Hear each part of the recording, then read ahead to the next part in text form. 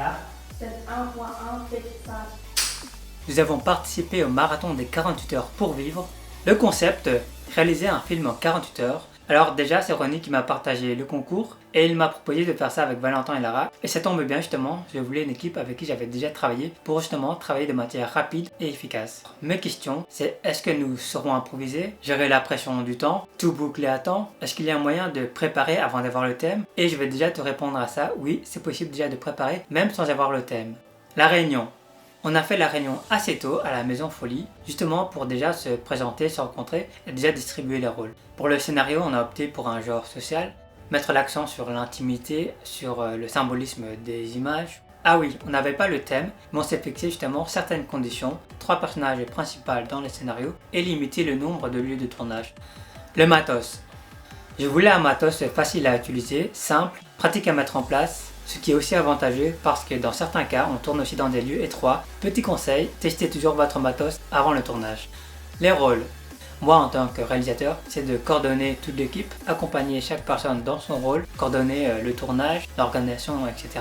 C'est de valider le scénario, valider le découpage technique. Ronnie, il avait plusieurs rôles, chef opérateur, scénariste, Valentin, assistant caméra. Il aidait principalement Ronnie à la mise en place du matos et quelquefois il prenait le relais et il filmait aussi des plans très importants. Lara, assistante de production et clapiste, elle était plus à mes côtés pour m'aider. Charlie, ingénieur son et perchiste. Et Alvard, Alana et Béatrice, les actrices principales. Au-delà d'être simplement actrices, elles ont joué un grand rôle dans l'écriture du scénario. Tournage. On a tourné aux côtes d'Alana et justement elles avaient fixé l'horaire à 20 h et on était dans les temps. Comment dire, moi j'aime bien quand un tournage n'est pas trop long pour le bien-être de mes acteurs et de mon équipe technique. Donc si on commence tôt le matin, j'aime bien qu'on termine fin d'après-midi, voire début de soirée parce que j'ai remarqué qu'après 18 h, 19 h, là franchement tout le monde était fatigué. Scène d'intro et là je voulais absolument un plan séquence parce que je trouvais que ça apportait du dynamisme, je trouvais qu'on rentrait directement dans l'histoire. Scène de méditation. Un petit conseil, quand les actrices se préparent, faites déjà un repérage, essayez d'imaginer comment vous allez filmer pour gagner du temps. Scène de cuisine.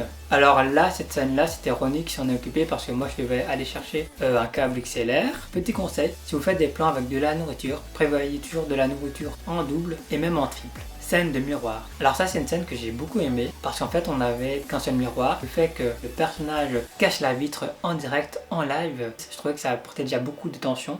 La scène de salle de bain. Alors là, c'était une scène un peu plus intimiste parce que l'actrice était en partie dénudée et pour ça j'ai voulu qu'il y ait un minimum de personnes au tournage. La scène finale, je voulais une ambiance cosy et chaude justement pour qu'il y ait un contraste avec le début qui était tendu, qui était froid. Montage.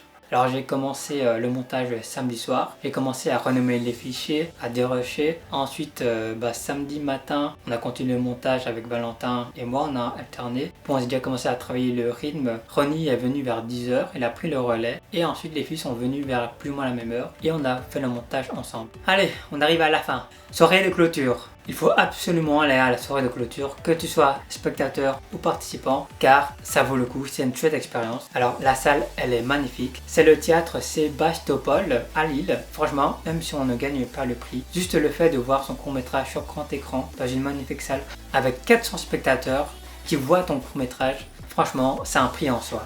À 14 h pile, ça commence et puis tu as la projection des 52 courts-métrages. 52 courts-métrages. Vers 19 h, proclamation des résultats. Et là, à chaque fin de proclamation d'un prix, chaque fois je me disais, allez, ça va être mon tour, ça va être mon tour. Puis finalement, non. Après la cérémonie, on a eu l'occasion de rencontrer les jurys et ils ont très bien aimé notre court-métrage en fait. Et le souci, c'était la fin. Ils auraient voulu une autre fin.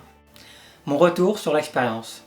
J'ai trouvé l'expérience incroyable. Ça m'a permis de travailler sur un super projet avec de super personnes comme d'habitude. Ça m'a permis de montrer que j'étais capable de réaliser un film en 48 heures, de diriger une équipe très rapidement et d'avoir un résultat à la fin. Comme je le pensais, le travail d'équipe joue un rôle essentiel dans la finalisation du projet, même si en tant que réalisateur, il faut savoir fixer des limites et diriger l'équipe.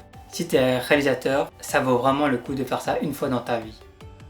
Très bonne expérience, vraiment c'est enrichissant de faire, d'avoir un week-end vraiment adapté à ça et aussi d'avoir cette pression qui est hyper motivante. Ce qui est frustrant avec moi, c'est que j'ai un peu de mal avec la gestion du temps.